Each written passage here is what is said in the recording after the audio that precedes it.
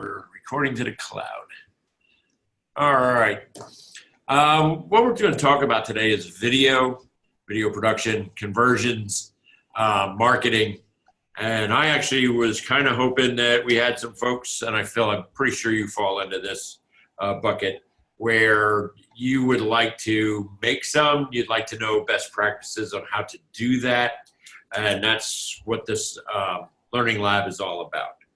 I did some quick research because I knew my numbers, but some of the new 2019 projections are coming out for what folks believe is going to be an incredibly stellar year for video marketing. And I'll just give you some of these numbers. 70% of consumers say that they share a brand's video. 72% of businesses say video has improved their conversion rate. And these are all coming from like Forbes and Vado and Wowzl. So these are pretty decent reporting agencies that we're getting this information from. 52% of consumers say they're watching product videos that makes them more confident in their online purchasing decisions. And 65 executives visit the marketer's website, and 39% call a vendor after viewing a video. Now, if you guys know me, you know I've been pushing videos for quite a few years. That's my background. I came from television production, commercial spot development, programming, and all that type of thing. So I have a pure passion for video. And I am so excited with the fact that it is like the #1 marketing tool for online marketing. And that's what I wanted to get with everybody about today, to try to help you guys create a system. And when I say system, it could be the marketing system, it could be the video production system, to whatever best suits your needs to make it economical, but yet look professional. So that's kind of what I'm after for what we're doing today. YouTube is the second largest search engine in the world, which is kind of a misnomer because most folks who are on Google, #1, are looking to find YouTube videos. So they're hand in hand. Videos have so much going for it as far as creating authority and creating emotion and hitting hot spots for buying motives. I mean, with the written word, yes, you have the word, and you may have a graphic or an image that goes with it that can be very compelling. But video, you have action, you have words, you have the sound of a voice that creates emotion, creates a response. You can also put music beds in that create an urgency or a trustworthiness. And I'll give you a great example. When the news comes on, you know it's the news just by their music bed. That there is no mistaking that you are going to hear news. And it's a trustworthy sound that you hear, especially if you're watching your local news or your favorite news every night. You hear that, you know that you're getting good news. We can do the very same thing with video. It's very easy to do. When I first started creating video back in the mid-90s, it was all analog, and it was extremely expensive to get video produced. With the advent of digital video, and as that's been moving in its growth, as well as some home products, that cost has gone down significantly. When we were renting studio space in 1992, it was about $475 an hour to sit in a studio with a tech to create video. I remember those days. Yeah. It was expensive. And now it's down to maybe $70. So it really has changed. And there's also a lot available that lets you do it online yourself, as long as you are creating a professional looking video. I know some folks will use just they'll go around with their cell and they'll do a selfie. There is some merit to that, but as far as creating a real authority, real value, I don't believe there is. I believe that's more of a communications tool than a tool that showcases your services. But that's not to say that even, I mean, this is a good looking video camera that I'm sitting on. It is a Logitech high definition camera, and it does a great job. It was relatively inexpensive, and it could absolutely shoot whatever video I wanted to shoot to get a product description demonstration done. And the editing tools that come with it, whether you're PC or Mac, have evolved tremendously. PC is Windows Movie Maker, which has grown over the years, and the iMac iMovie has also done the same thing. It's pretty impressive. It used to be that you could maybe do one little thing, and everything had a pixel look to it. You had like 5 transitions, and everybody used every transition because they could. But even beyond that simple stuff, Adobe, to me, who is like the premier provider in the video industry for software, has Premiere and they have After Effects. It used to be After Effects was about $1,500 just to get the program, and the learning curve was ridiculous. And Premiere was about $900. Now they have the CC, the Creative Cloud, and you can get a monthly subscription that you could do a bunch of videos, get them all done, and pause your subscription. And if you can do it for a month or two, it'll cost you about $70. So that's not a bad way to do it either. And those are very high-end professional results that you would get from something like that. Premiere is not as hard of a learning curve as After Effects. Or After Effects is rather difficult to learn, and I won't say it. You can sit down and figure it out. That's one of my most favorite programs, and I'm still learning new stuff every day about that program. But you certainly could create good, solid, strong video on a dime. So you were going to say something, Phil? Yeah, I was. In Adobe Creative Cloud, what's the name of the tool? The Premiere? That is the name of it, Adobe Premiere. Adobe Premiere Pro actually is the name. Pro. Because I've got Creative Cloud, Adobe. For like Photoshop? Yeah, I was just looking to see what exactly. I don't have Premiere though. Premiere Pro. You have to actually also make sure that your computer will run Premiere. Usually newer computers can. Older ones might have a little trouble with it. Yeah, I've got Dreamweaver, InDesign, Distiller, Acrobat. That's about it. Okay. So you have more of a publishing package. Oh, yeah. Okay, there you go. But you can add to that package. And like I said, you can do what you want to do and then pause pieces of that package. I do that with After Effects all the time. If I'm not going to have an After Effects project, I'll pause that account just so I'm not sitting there paying $24 a month when I'm not using it for 4 or 5 months. You know what I mean? I actually forgot I had Creative Cloud. I had it for a client of mine that is no longer a client. It's like, yikes, I'm still paying for this. Yeah, Photoshop's not bad. That's only like $950 or $990 a month or something like that. But the other ones start to get a little steep. Yeah. I know if you got the entire master suite, it's like $60 a month, something like that, which still isn't horrible because it's almost $4,000 if you bought it when you used to have to buy that outright. So. Anyway, okay. No, go ahead. I was just going to ask. There's I can't think of what it's called. The other video, kind of a much cheaper video tool that is what's it? It's part. Pinnacle? Yeah, it's not that, but like it. It's just really inexpensive, and I've used it in the past. But anyway, how does it compare? I mean, aren't those sufficient?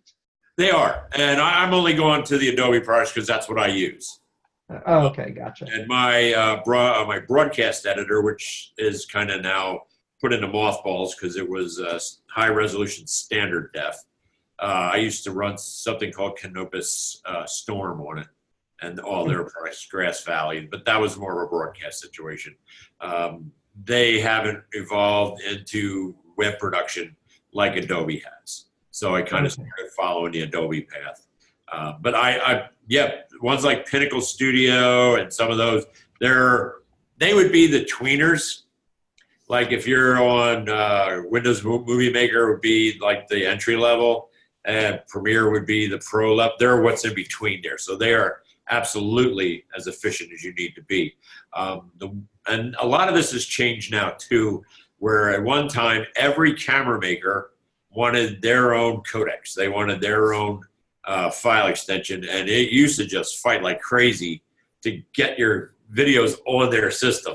And now they seem to have created the uniform. It's either going to be an MP4, a MOV, you know, or it made life a lot easier to get on their system. So I'm very happy for that. ACH is the other one. That's the high def stuff. Yeah. You kind of, I'm saying stuff, Phil, and I'm looking at you going, you've been down this path.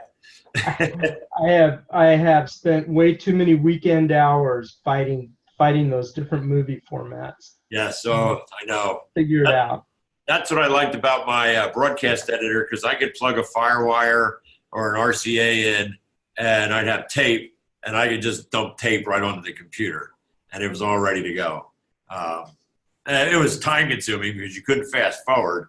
I mean, it's way nicer now that you can just drag and drop a file. And it would take hours and hours sometimes, depending. Like we were doing a half-hour television show and shooting 4 or 5 hours worth of video that we needed to use to build that show. We literally sat in a studio paying that $475 an hour just for 5 hours to transfer tape. So it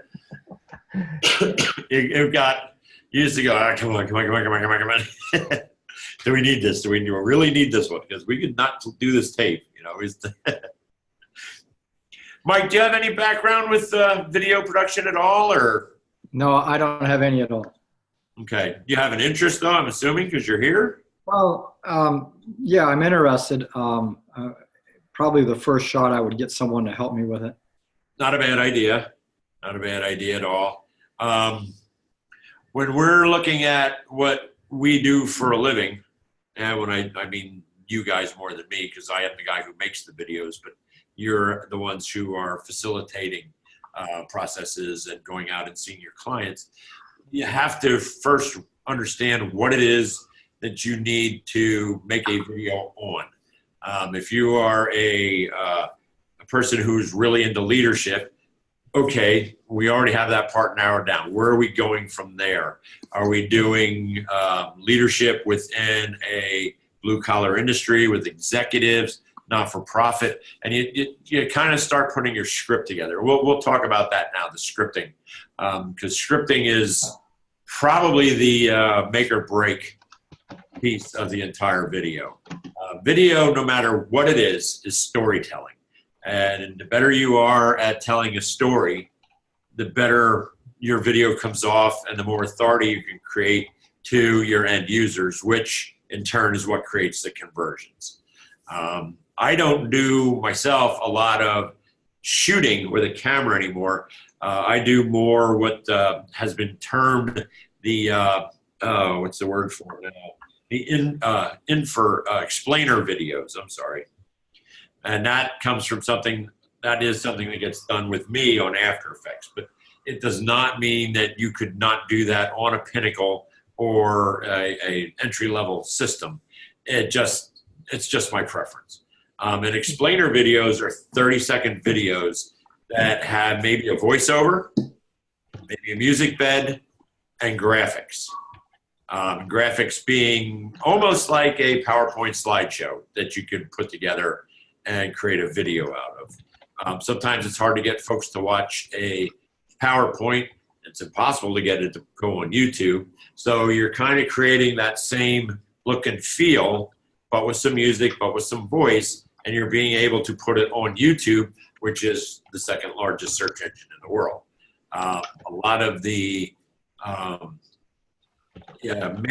email campaigning programs like MailChimp, like Constant Contact and such, all allow you to use video within your email campaigns, which is huge because they get a much higher open rate when there's video involved.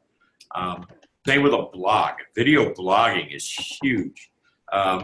Video bloggers have more subscribers than the written blogger. People just like to come and see what it is. And the word see is the most important part there. We are unfortunately de-evolving as a reading society and are going to a watching society.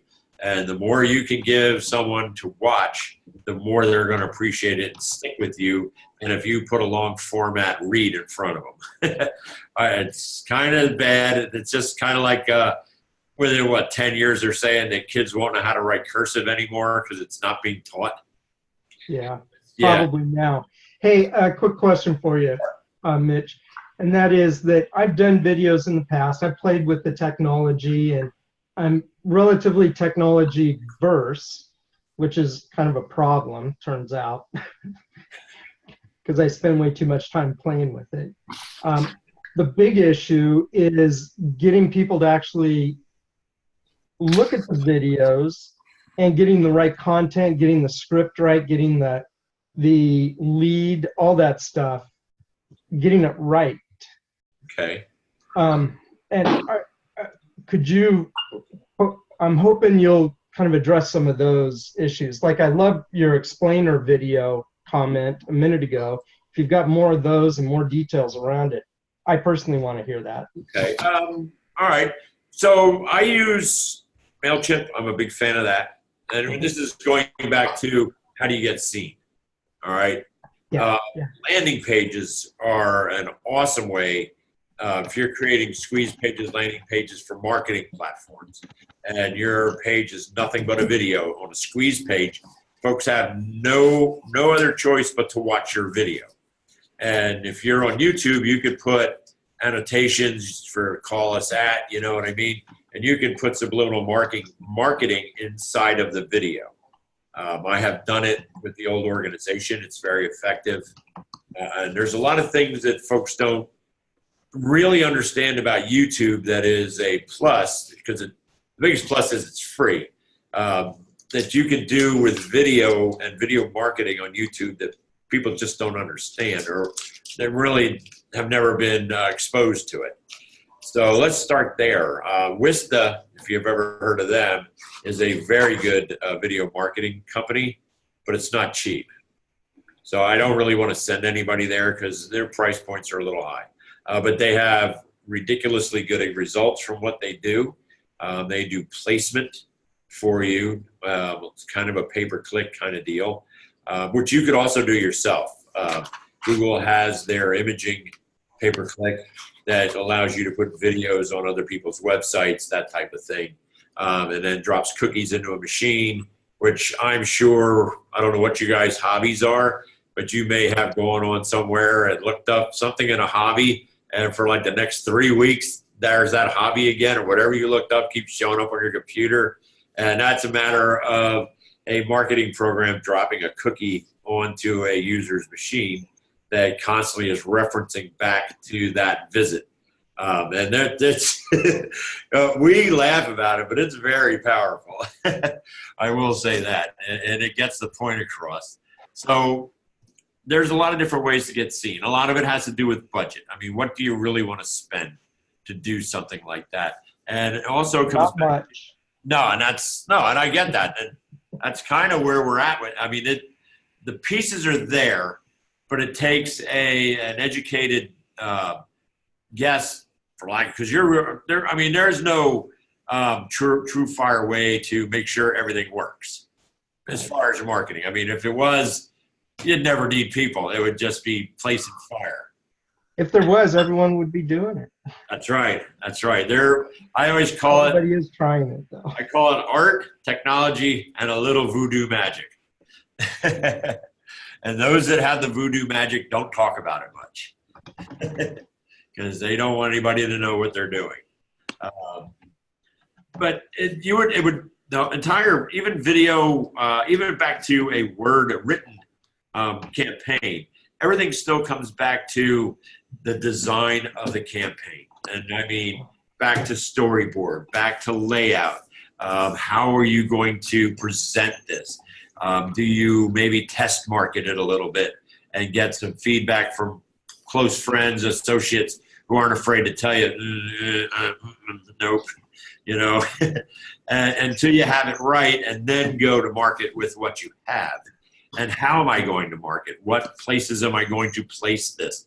Can I do do I have an email, like a MailChimp account that has 300-400 names on that I can start blasting to people? Do I have someone who will put this on their website? Do I have a blog where I can put some video blogging and even put a kind of a sales video, for lack of a better term? You can sell folks without letting them know they're being sold. So there are some things you can do that way too. But everything has to follow an order, and it all starts with that plan. And then it's A/B testing once you're at the end too. If I said this, or if I went with this color, do I get a higher opening rate? I mean, I've been through that just with our email marketing, where all of a sudden orange got the highest opening rate. If you put a call to action button on a landing page that was orange, it got a 32% higher opening rate than blue. I mean, it comes down to those kinds of little tweaks as you're going to get what you want to get. Am I getting anywhere close for you, Phil?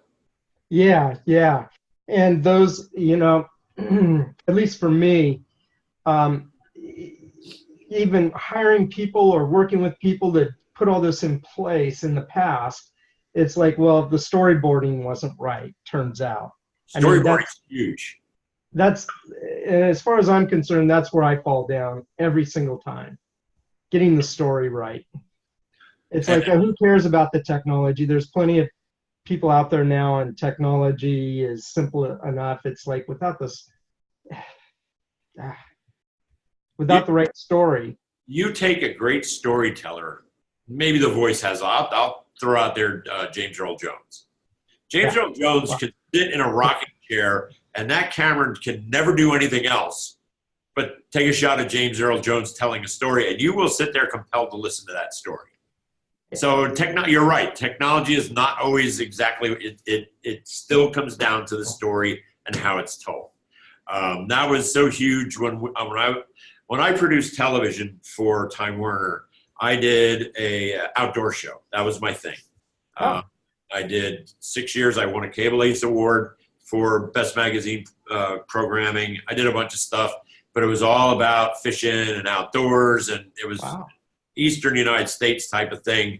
Although I would have loved to have fished where you got to go, Phil, but we were kind of held to this end of the country to do that. But we still had to tell a story on every episode that we did. And there was 3 guys that did it. Myself was a host, 2 other hosts, and then 2 of us were the producers. And the guy who didn't produce, but he was one of our hosts, people couldn't wait to see this guy. He was so animated, and he was a storyteller, and he would bring it every week, you know? Okay, so Mitch, here's the big question. Sure. How do you tell a good story if you're not a good storyteller? That is a good question. That is it. I always, when I did my show, I was passionate about the great outdoors. And people had told me that my enthusiasm and passion showed in every story that I told. So I'm kind of hoping that when folks, especially that own their own practices, their own businesses, are very passionate about those businesses, that shows through when they're telling a story. So if you're deadpan and you're just not into it, I don't know if you could make it sound like a good story. Well, so for me, I don't think I'm deadpan or not into it. I have the enthusiasm and passion personally.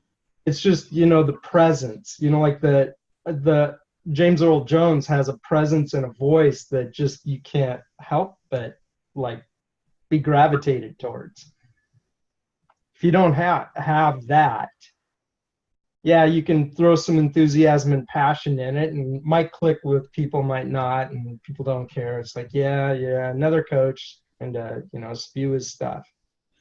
Well, I mean, a lot of times, and this is a very effective tool, if you're doing these explainer videos that I was talking about, It's all graphics. And all you got to do is a voiceover. Sometimes just because you're not on camera and not, you can be a little bit more yourself and express yourself better. Not everybody's good on camera. One of the give backs that I did to our community, I used to work at a community television network where kids could come on and, we had, it wasn't public broadcast, but it was close. We had something to do like that. And I ran a hockey league here, and I used to bring the kids down with team by team and let them get their 15 minutes of fame on a TV show. That room with 10 kids in it in the studio would be, and as soon as that cameraman went, go, phew, nobody said a word. I had 10 kids just staring at the camera, and I had to coax words out of them. But if I was doing voiceover work and they wouldn't have known that there was an audio on, they would have given me the best stories in the world. But as soon as they knew there was a camera going, they just went like a turtle and right in their shell. Well, there's something about that little red light that there is. These were big red lights, though. And alien. It is. But I mean, when you're looking at creating the energy that we're talking about, maybe a voiceover is better for you instead of trying to be on camera. You can go on a website called Envato, ENVATO.com. And ENVATO.com. ENVATO, Envato.com. Okay. They offer a lot of template-driven video stuff. You'd have to match, you'd have to see what they have as far as what programs they're built for. And I'm not really sending you there for that, but they have a music library there that is 70, 80 million clips. And you can drill down to, I want to be excited and I want this to be, I'm going to just throw, there's that country music, but excitement. And I want the fiddles and it'll call up a selection for you that you can listen to samples for and hear some great music beds. And most of them are only 30 seconds, which is where you need to be anyway. And they're $7-8 to download, and you have right of use licenses to air them on the internet. You may get there and it'll tell you have to go to their community. They have 5 or 6 websites. I think the audio one is audiojungle.com. I'm not 100% sure on that. But I also own music libraries that I bought licensing for years ago that are still good, and I do the same thing. I mean, I'll come up with a voiceover and listen to it and just try to, and because I've had these music libraries so long, I know what's on them. And I sit there and I'm trying to go, okay, I know what would work here. And I'll go get that disc, I'll put it in, and I'll sample out, 30 seconds of music. And as soon as I add that music to the voiceover, boy, everything it comes to life. And you're like, wow, that is nice. Well, Mike, jump in, please, because I don't want to take over this conversation. But can you walk through what the components of a good storyboard are? Well, the way the internet likes their videos, it's short and sweet. So we'll start with that. I don't ever make an internet video unless I'm doing a training scenario that's maybe very specific for someone who is already a client or who needs some really in-depth information. Top level marketing and introductory stuff is no more than 35, 40 seconds long.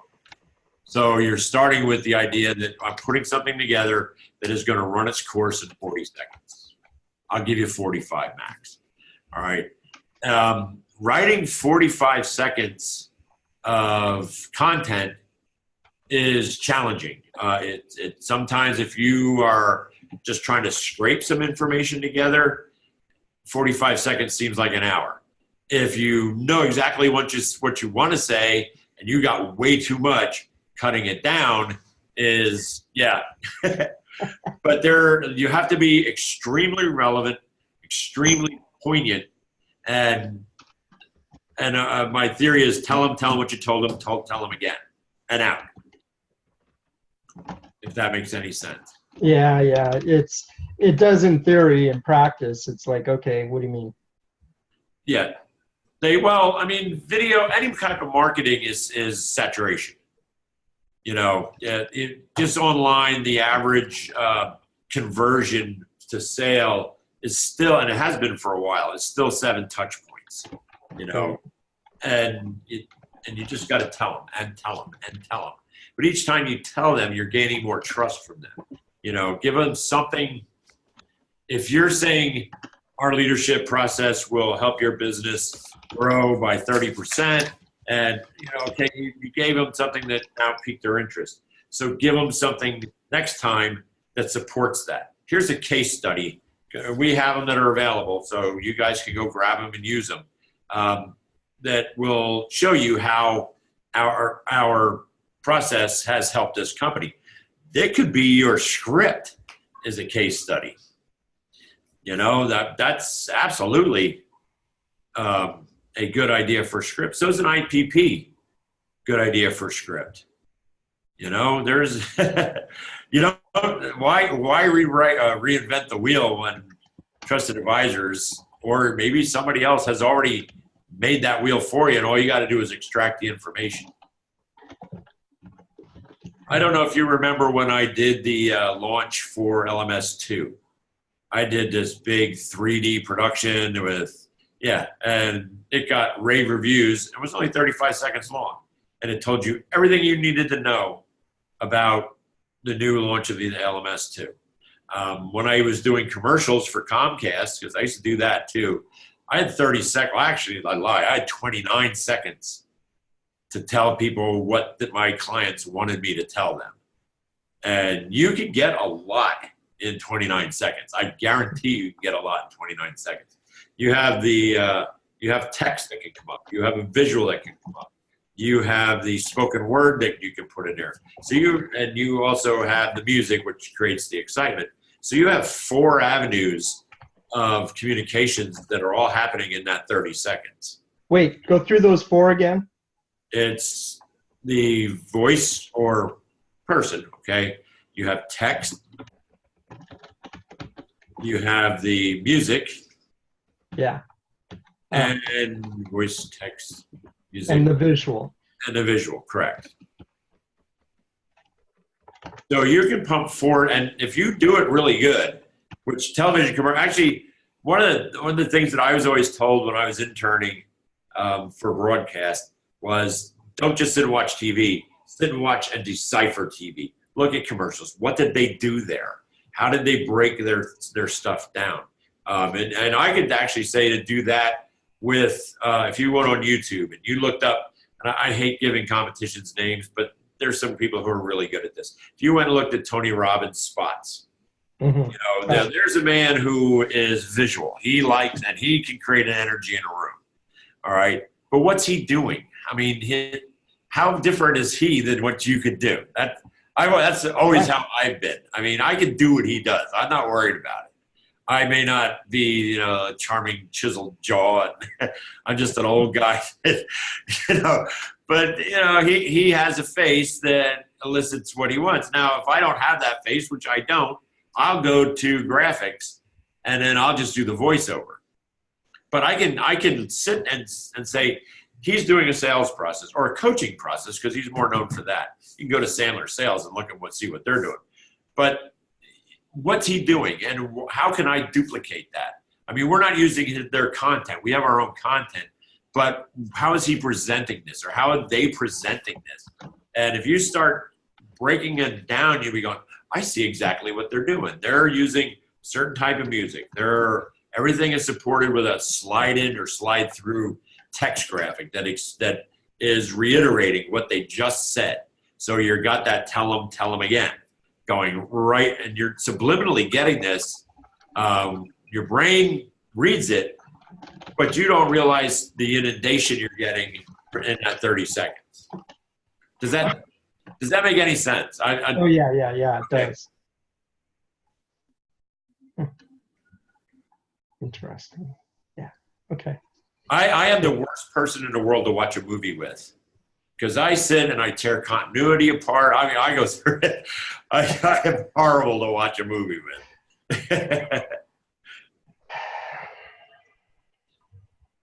Now, if you are going to put yourself on video, there's some must-dos. I mean, you got to have half-decent audio if you're going to be speaking. I can't be all the way back here and doing my presentation like this because nobody's going to give a shit about what I do because you're never going to hear me. All right? I happen to have a voice that enunciates. I have done a lot of voiceover work. I can do that. But here's where I'm getting this from. We have asked a couple of times for the last 2 Power Summits for people who are going to facilitate to send us a video. And I'm sure you guys have seen it on our weekly message. Last one was Brown, and Tracy Lundquist did a great one with Harry Potter. But we've had folks who are very animated. They love to do it. Tracy was amazing. And we've had some people who had very important things to say and very important sessions that they were going to do, but they're not really all that. And they just kind of gave them to us like this. I go back to the Bueller, you know.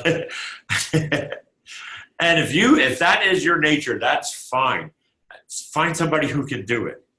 You can also look voice talent up. Voice talent for 30 seconds is inexpensive. You know, if you have a local community theater group or something like that, and those folks half those folks will do it for no charge just so they have something for their reel. All they want to do is put stuff on their reel, you know, and they will work with you and help you, and they're actually really good at what they do. So that's a little insider tip there. Okay. I did So enunciate. What other must-dos? Well, I mean, if you're using your cell phone video, okay, lighting is hugely important. You never sit with your window behind you or your light source behind you because you get what's called a silhouette. You're good. I thought you. Go ahead. I'm being interrupted. Sorry. That's all right. That's all right. Did you catch what I said, or do you need a minute? I am going to have to step out. Sorry. Keep That's going. All right. I'm kind of an urgent. No, go ahead. All right. So, Mike, you have any questions? Well, you know, my main thing is to kind of be a smart buyer. You know, if I was to go and hire someone to help me with this, I'll be honest with you, I'm not convinced that it's going to do me any good right now. I'm not saying I'm convinced it's not. I just don't know. And, That's right. you know, I know all sales decisions are emotional, but I tend to want a whole lot more data before I justify that emotion. And, you know, in fact, I was asking somebody about data and metrics, and they says, Mike, you're very cerebral, you know, let's just go on emotion. I thought, well, okay, that's the way you want to go. But I like a little bit more, you know, I'll say data and knowledge. So, you know, I have a couple of friends who do video production primarily for marketing. Okay. And they say, hey, you know, this is it. There's nothing like it. You know, this will change your life, right? They're saying what I'm saying. And I said, well, so who have you done it for? Oh, well, I did it for this medical group. I did it for this retail outlet. I did it for this beauty parlor. Okay, great. So have you ever done a business consultant? Well, no, I never have, right? But it would work because it works for everybody. Yeah, I'm not so sure, right? No, I won't argue with that. I mean, the consulting industry arena is very niche, and there, you know. But I would have to ask you because that's what you like when it comes to your buying decisions. Is that what your clients would like? I mean, half of knowing what you can even try, whether it works or not, just try, is knowing your clients well enough to know if it would be accepted. Well, If if your clientele is analytical and they like what you like, then you really got to look at, okay, this is what's motivating me to make a purchase. I have to create that for them as well. So that's an interesting segue, because, all of my clients I either get or I lose by following or not following the sales process. And Phil taught me this at the Power Summit last time: don't run red lights, right? And so where does a video ad come in the sales process other than getting a lead, right? I mean, and that's, the question, Phil, was, does this work for business consultants? And so you get a lead, but you still have to go get favorable attention and go through the whole. You do. I won't argue that at all. There could be, Phil, I think you had Soho. I'm working through your question here, Mike. Didn't you have the CRM Soho at one time? Zoho, yes. Soho, yes. okay. Where I'm getting at with this, Mike, is that the Zoho and many others, AWeber, has a nurturing system in it, meaning it will drip a little information depending on what information a prospect takes. Okay, and that it was just coming in my head as you were saying that if the first touch is emotional because they saw something that they liked, but before they're going to make a buying decision, they're going to need that analytical background. If you had something like that and your nurturing over a 5-week period was geared to get to that point at the end, does that create the low-hanging fruit you're looking for, where you're satisfying their analytical need after you brought them in originally from an emotional standpoint? It's one way of looking at it, because if theory has it that if you get the first touch and they are interested in your business, or as a real prospect, not just a shopper, they will follow at least the next 3 drips that they get before they'll make a decision of whether they're going to open the 4th one or bail on you. So you can create a drip system that will allow you to start with the emotional grab and then work them into the nuts and bolts of what you can do for them before they're ready to make a decision. But you have given them what they're looking for, and in turn what you would be looking for to satisfy your buying need. Does that make any sense? It does. I'm reminded of what Eric Mers was using for a while, which was a marketing campaign, and it's not unique to video. It can be with ads or paper or anything, right? Uh-huh. And the format was interrupt, engage, educate, and offer. And so it sounds very much like what you're calling the drip campaign. I think it was actually integrated into a drip campaign in some of the stuff that he did. Yeah. Yeah, they're not the easiest thing in the world to set up, because you have to go and play your game 5 steps down the line, and kind of know what you need to have in there to elicit that next click open. But if it's done correctly, and again, this doesn't even have to be video. This could be, folks who are looking for analytical may just want written statistical information being fed to them that helps them make their decision. So, but it's still, I got you. I need to tell you this. I want you to open this one, and and it, like Zoho, you could follow that, Phil. You could say, actually, I moved to HubSpot recently, and they offer that too. Yeah. I've set up quite a few workflows on HubSpot, so yes, they do offer that. But I can see you got your thinking cap on now, Phil. Good. Now it's I hit a trigger somewhere with you guys there on that one. Well, I'm working with somebody to help me really nail down my my messaging that's really unique to me, and yet again, and the next step was to do a video, and I go, wait, isn't something coming up on video? Mitch is today. And so I'm trying to piece it together. And, your comment that it really does, it's feeding the pipeline. It's getting to the point where it's part of the gaining favorable attention stage, is all this drip and all this content marketing and video. You still have to go through all the phases after that. You do. And I'm not trying to discount any of that. Yeah. No, I know you're not. Hmm.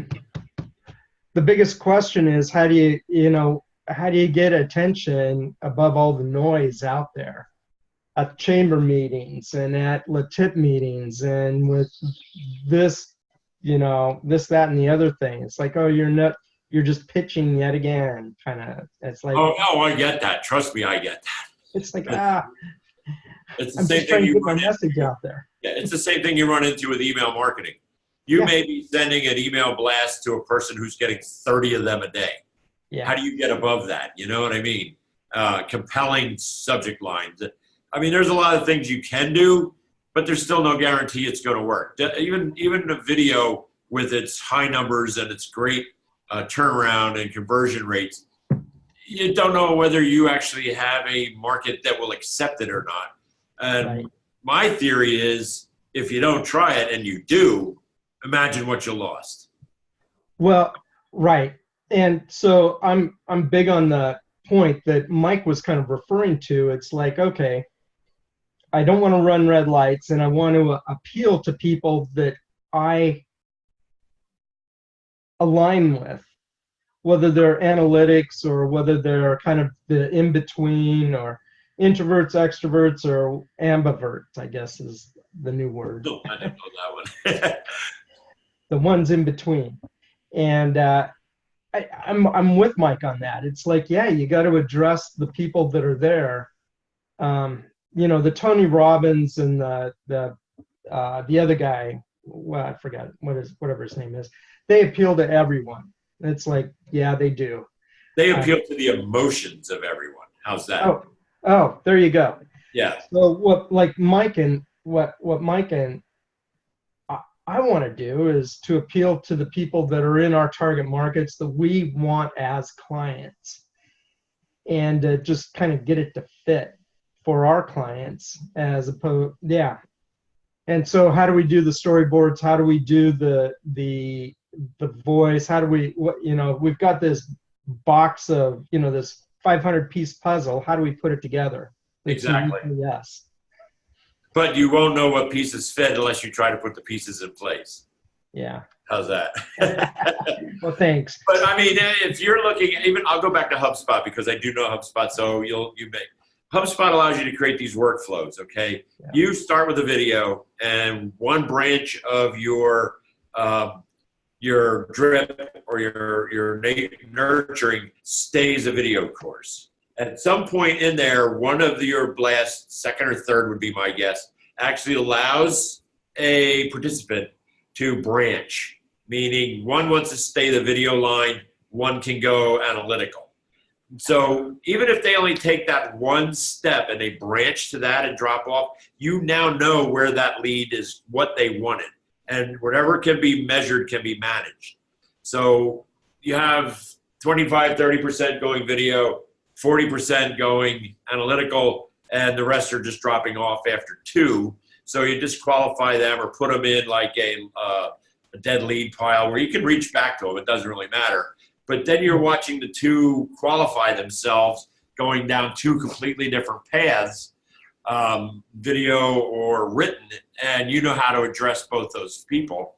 I probably would be on the phone to them if they filled out more than one form. No, that's not bad either. I've heard a lot of theory one form. I'm on the phone. I have read where there's a lot of success with almost instantaneous response back from a filled form. I don't know how much time people actually spend or want to spend. If you're getting forms all day, then you could justify, sitting there for an 8-hour shift and answering phone calls. But if you're getting one here, one there, within a day or 2, a reach out is probably pretty good. You don't want to just sit there going, oh, come on. Yeah, well, I'm getting forms filled out maybe, 2 a month. Have they been to prospects or suspects or go to clients or? Well, I've done some different things lately, which has increased the form fill out. So offering something very, very specific where they have to register to get it. Oh, okay. Nope, that's good. Yeah. So when you take an action that's measurable, you did. Yes. Very specific. And so now I'm starting to get forms. filled out. We used to do one that would start to get your attention as to opening a practice on your own, and within the second blast that you got, it was a button that took you either down a consulting or a coaching path, and we knew which way everybody wanted to go by the second fill out. So it was interesting, and you could do that. I mean, HubSpot does that very, very well. I have a question for Mike, real quick. What are you trying to accomplish with this? So the answer is nothing yet, right? So I'm considering it. I'm not convinced that it works, but if I start talking, and I'll probably use somebody other than me to get it going, and I just want to be a smart buyer. I don't have any intent of producing my own video or going out and buying a Logitech woofy-woof camera, you know. But what's the goal? I mean, what's the ultimate goal? Probably increase the top end of the sales funnel. Just get more leads.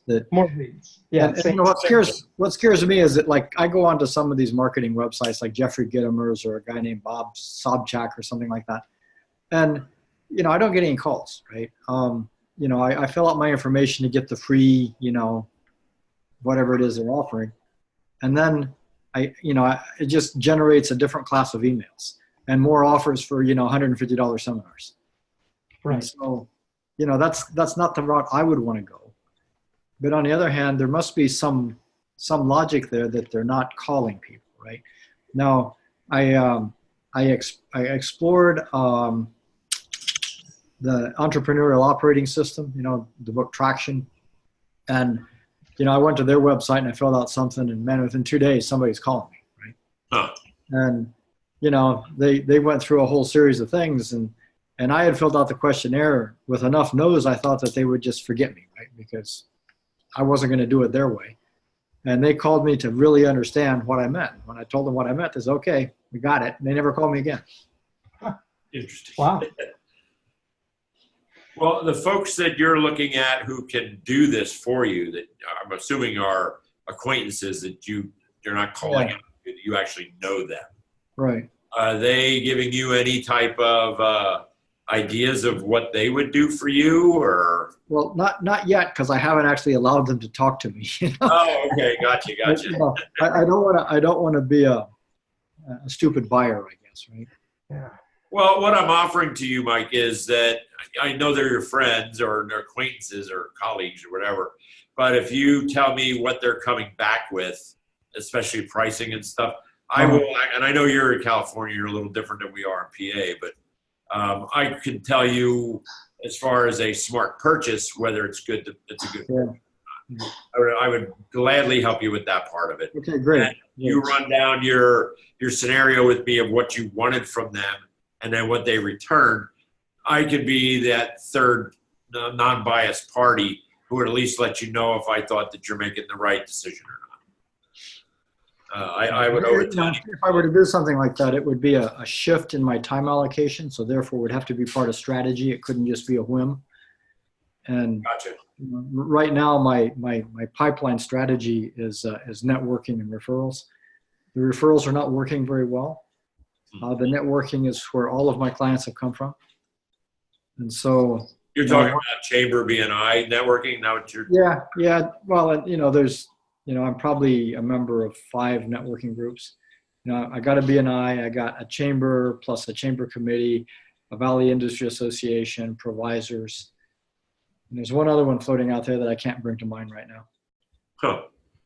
And referrals are not working for you. No, I've gotten 3 referrals in my whole time doing this.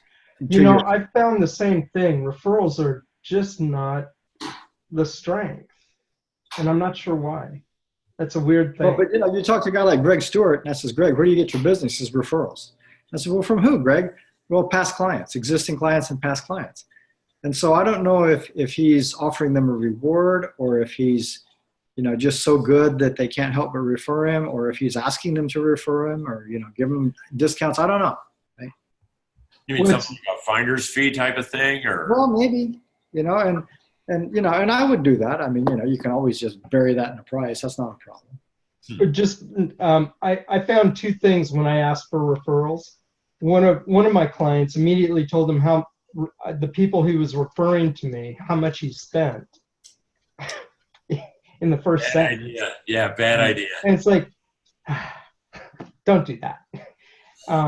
And the other people just, yeah, it just wasn't the appropriate time.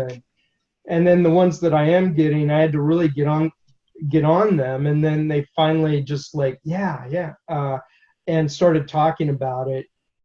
I don't know. It's kind of their style, because it's their style. Are they pitching and promote, come across real pitchy in the way they do it, like this first guy did, or just make it, because if they don't follow the buy process, they're going to screw it up. Yeah, right. All I want, Phil, is the lead, right? I mean, I try to train people. I said, hey, look, this is what you listen for. When a guy's complaining about the goals, when a guy's complaining about customer loyalty, when a guy's got high turnover, when he's got bickering employees, just tell him, this great business consultant. Can I have him call you? That's all I want. And I can't get that, right? Yeah. Now, it could be that I'm dealing with the wrong people. That my BNI group is mostly tradespeople. And, who they're going to refer me to. They can't refer me to their clients. They're mostly homeowners and small businesses, and they don't talk about business. They just talk about the project. And they can't refer me to their vendors because all they talk to there is the sales desk, right? And so they maybe just don't have the right contacts for me. Yeah, could be. Yeah, Phil, you ring a bell with the, how do you know that you're being pitched correctly? That to me would be huge. If you honestly believe that they're starting with a price first, well, I don't know if you can recover. It turns out this guy, is an off the chart economic.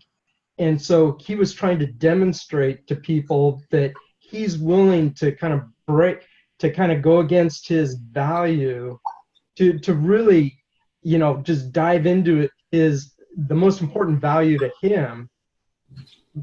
But there's not many people are 99 or 100 economics out there. Probably high economic and high C, right? Yeah, exactly. Yes. That's what I'm getting at. Where that's not the first thing. He may have all the best intentions in the world. Right. But that's not how people need to hear it, No. So, yeah, and then that's out of my realm, because I don't handle the referral. We had some affiliates, still do have some affiliates that were very good at that, and how they did it. I mean, we've had folks that came to Power Summit and did sessions on referrals that I found very, very good. I would love to go through how anybody ever actually made out from doing it. So, Mike, will you please get really good and hold a Power Summit session on this? There you go. Get right on it, Phil. Get right on it. So we're at the end of the hour, guys. I will offer you this. I don't know if either one of you are coming to the next Power Summit at the end of the month. No.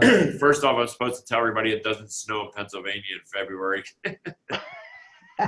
Oh, you're very credible with that statement. Yeah, I bet. But just because this is ending, gentlemen, please, you may reach out to me at any time. If you guys, Phil, if you want to get into the project, need some help like buying the software, tell me what you're looking for.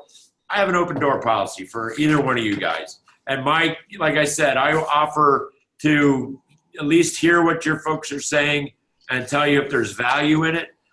Whether it works or not, I don't know. I mean, I don't know your clients. But we could certainly spend some time and spitball some ideas and get some ideas down, like really your ideas down on paper, that maybe would help you make a better decision whether you want to go that path or not. So excellent. Yeah, I definitely do, because it's one of my goals in the next 60 days or less, actually less, but not going to commit to that out loud, is to get a short little introduction video going that I can put on the front of my site. I can use in a variety of ways. And I just, it's like I've been frustrated with no response, because I'm sure they were crappy in the past. Well, let me help you guys. That's what I do. And video is my absolute passion. So, I mean, yes, I do websites and I do this, but video is my number one passion. So, hey, Phil, let's you and me and Mitch get together at the Power Summit and talk about how to put a 30-second story together as a website video, because I would like that, and I would do that without any proof that it works or not. I just put something out there. I'm not going to the February. I'm not going to the. I'm going to the one. I'm planning on going to the one in summer. Oh, okay. All right. You'll be there though, Mike, right? Yeah, I will be. So maybe we You know can. what? Let's schedule some time, and I will certainly do that with you while you're there. I just want to do the storyboard first. I mean, I don't want to That's stand what I up in wanna front of do. the light and a camera and start talking, right? No, I wouldn't do that. No, I would want you to make an educated decision just based on what you want to do and what I can tell you can be done. Okay, Is it- very good. Isn't the summit like next week or a couple weeks? That's the end of the month. It's the 28th, yeah. first. Okay. Well, shoot. I want to be in on that conversation. I'll call you separately, Mitch. All right, not a problem. But I thank you guys for attending my learning lab today. Hopefully it educated you a little, brought some awareness, made some questions that need to be answered, and I'm certainly happy to do that. Then one is in 2 weeks from now. I believe that's Alan Kovitz again, and he's doing something, one of the processes, if I'm not mistaken. You have to look that up. But if you want to re-see this to get to rehash it, go back to what we talked about. Tomorrow it will be up in the Learning Lab library on the affiliate website, and you can review the video. All right? Sounds good. All right. Thank you, guys. Very Have a good. great day. Thank you. Hey, thanks, Mitch. Good to see you, Mike.